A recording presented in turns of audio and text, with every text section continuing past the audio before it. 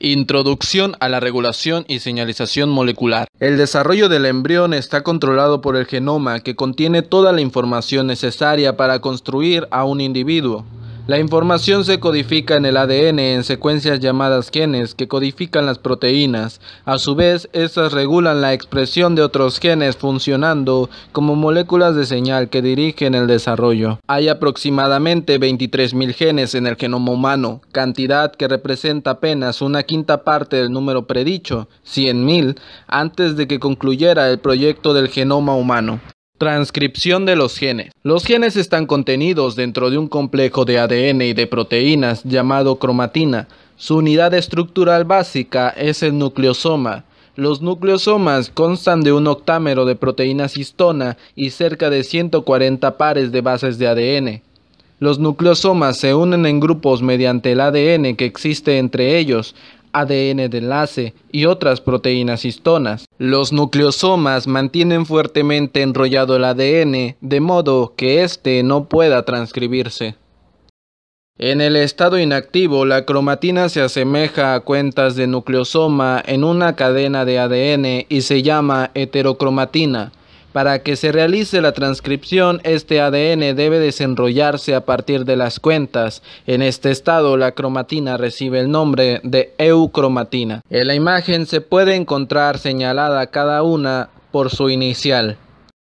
Los genes están alojados dentro de la cadena de ADN y contienen regiones llamadas exones, que se traducen en proteínas, e intrones, que se distribuyen entre los exones sin que se transcriban en proteínas. Los genes también poseen una región promotora donde se une el ARN polimerasa para empezar la transcripción, un sitio de inicio de la transcripción, un sitio de inicio de la traducción que designa el primer aminoácido de la proteína, que es la metionina, y un codón de final de traducción, y una región 3 no traducida. Esta región 3 no traducida incluye una secuencia, lugar de inserción del poli A, que facilita la estabilización del ARN mensajero, permitiéndose salir del núcleo y ser traducido en una proteína. El ADN se escribe a partir del extremo 5 a 3. La región promotora se localiza más arriba del sitio de inicio de la transcripción. Dicha región, donde se une el ARN polimerasa, suele incluir la secuencia TATA, o mejor conocida como caja TATA. Pero para poder unirse a esta zona, la polimerasa necesita otras proteínas denominadas factores de transcripción. Estos factores de transcripción tienen un dominio específico de unión al ADN y un dominio de transactivación que activa o inhibe la transcripción del gen cuyo promotor o potenciador ha unido. Al combinarse con otras proteínas, los factores de transcripción activan la expresión de los genes, haciendo que el nucleosoma se desenrolle, liberando la polimerasa para que se transcriba el molde de ADN e impidiendo que se formen otros nucleosomas. Los potenciadores. Estos son elementos reguladores del ADN que activan los promotores para controlar su eficiencia y la rapidez de transcripción a partir del promotor. Pueden alojarse en cualquier parte a lo largo de la cadena de ADN sin que necesiten hacerlo cerca de un promotor. Igual que los promotores, unen a los factores de transcripción y se usan para regular el ritmo de la expresión del gen y su localización en determinada célula. Por ejemplo, los potenciadores individuales de un gen hacen que el mismo gen se exprese en varios tejidos. El factor de transcripción, PAX6, participa en el desarrollo del páncreas, de los ojos y del tubo neural. Contiene 3 potenciadores individuales que regulan la expresión del gen en el tejido apropiado. Los potenciadores intervienen alterando la cromatina para exponer al promotor o facilitar la unión del ARN polimerasa. A veces inhiben la transcripción y entonces se llaman silenciadores. Este fenómeno permite a un factor de transcripción activar un gen silenciando a otro al mismo tiempo al unirse a otros potenciadores. La metilación del ADN reprime la transcripción.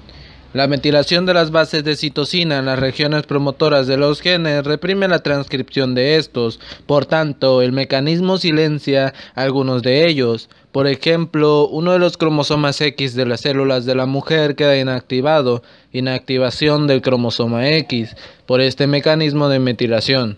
De modo análogo, lo mismo se observa en los genes de diversos tipos de células, entre ellas los miocitos que forman las proteínas musculares.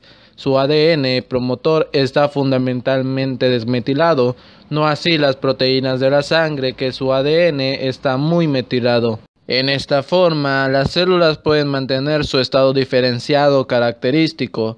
La metilación del ADN también contribuye al sellado genómico, donde solo se expresa un gen heredado del padre o de la madre, mientras que el otro queda silenciado. Aproximadamente se sellan entre 40 y 60 genes humanos. Sus patrones de metilación se establecen durante la espermatogénesis y la ovogénesis. La metilación silencia el ADN, inhibiendo la unión de los factores de transcripción o alterando el enlace de la histona. Esto estabiliza los nucleosomas y un ADN tan enrollado que es imposible transcribirlo. Otros reguladores de la expresión de los genes.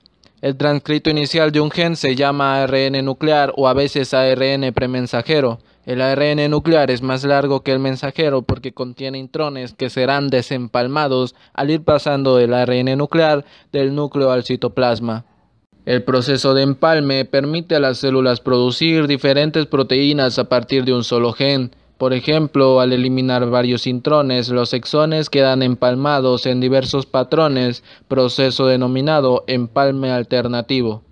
El proceso se lleva a cabo por medio de empalmosomas, complejos de ARN nucleares pequeños y por proteínas que reconocen sitios específicos de empalme en los extremos 5 o 3 del ARN nuclear.